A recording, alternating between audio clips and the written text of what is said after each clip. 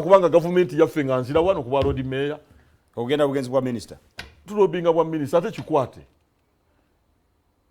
mwete mumanyi government nagamba government gwe nayo tugamba obugambi nti goga ba mata mu state house tekikwetaga kuba minister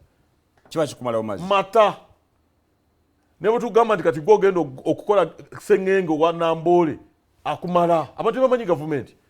gomanyi company garage ekole motoka za defense eza water eza umeme eza wax bonna kakiriki mumuloza nti bwa minister na bwa RDC ebine bya bisobo kumala waliwo ebifo nga bakusindika kubeera nga bolaba gundi bana abagenda ebweru ngogenda na suiti yo ebisigadde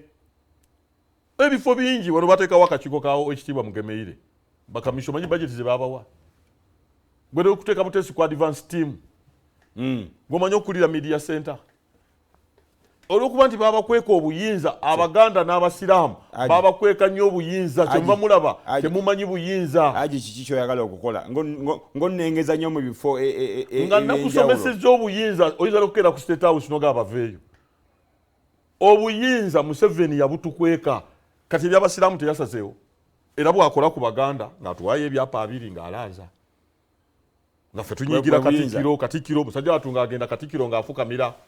nagamba Buganda njisasuddeyo milioni 10 balowooza atuwa buwi ffe tubanja njagala kujja mu kibiina abaganda tubanja military eyo ya Baganda court martial ya Baganda bintu bya Buganda mbuya ttaka lya Buganda kati abantu balowooza nti Museveni awa Buganda titugenda naye munango olw'okuba yayina emmundu ne ssente Katikkiro alina okugenda oli alina obuyinza yalina obuyinza ne ssente tetumanyi buyinza njaga tugende ku kibiina kyammwe ekya NUP mwe mukuli oluvuganya mu parliament era emyaka 2 n'ekitundu ndowooza